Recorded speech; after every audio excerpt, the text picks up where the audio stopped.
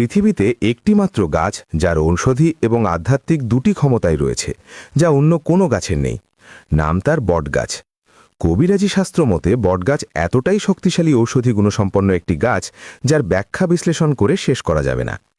হিন্দু সম্প্রদায়ের ঋষি এবং সাধকরা বটগাছের ঔষধি এবং আধ্যাত্মিক মহাক্ষমতা দেখে বটগাছকে যমরাজের, মৃত্যুর দেবতার সাথে তুলনা করেছেন। কবিরাজ এবং সাধকরা এই বটগাছ দিয়ে এমন সব জটিল এবং কঠিন রোগের চিকিৎসা করে থাকেন, যা শুনলে আপনি রীতিমতো চমকে যাবেন।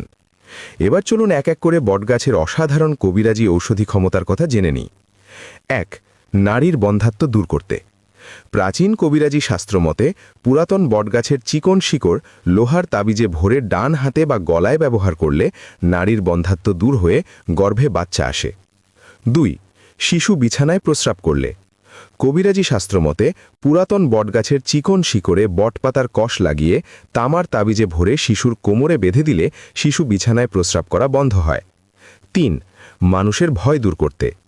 কবিরাজি শাস্ত্র মতে যদি মানুষ ভয় পায় বা ভয় পেয়ে অস্বাভাবিক আচরণ করে, তাহলে বটগাছের 7টি পাতা পানিতে দিয়ে জাল দিয়ে সে পানি দিয়ে ভয় পাওয়া মানুষকে গোসল করালে অন্তর থেকে ভয় কেটে দূর হয়ে যায়। ৪. স্বামী স্ত্রীর মধ্যে ঝগড়া দূর করে ভালোবাসা সৃষ্টি করতে। কবিরাজি শাস্ত্রমতে বড় এবং পুরাতন বটগাছের শিকড় এনে পুড়িয়ে ছাই করে সেই ছাই তামার তাবিজে ভরে ঘরের দরজার পাশে ঝুলিয়ে রাখলে স্বামী স্ত্রীর ঝগড়া দূর হয়ে পরস্পরের প্রতি মহাব্বত সৃষ্টি হয়। ৫. শত্রুকে পরাজিত করতে।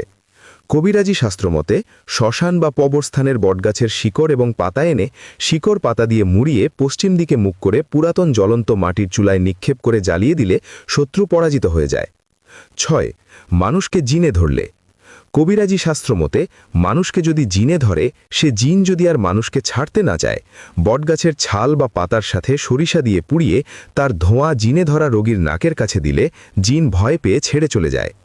৭. বাড়ি থেকে অশুভ শক্তি দূর করতে।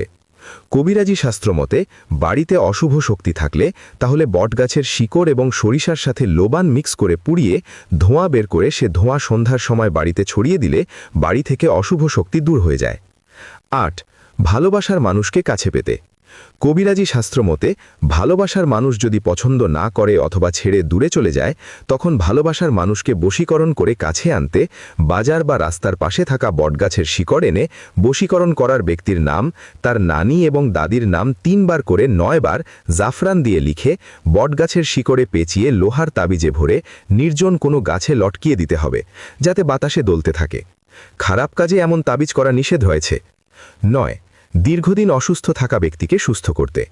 ভিয়েতনামের কবিরাজি শাস্ত্রমতে দীর্ঘদিন যাবৎ অসুস্থ থাকা ব্যক্তিকে একটানা ৭ দিন বড় বটগাছের ছায়ায় নিয়ে কিছুক্ষণ সময় করে বসিয়ে রাখলে বসে থাকা অবস্থায় বড় বড় শ্বাস প্রশ্বাস নিলে দীর্ঘদিনের অসুস্থতা আস্তে আস্তে কেটে যায়।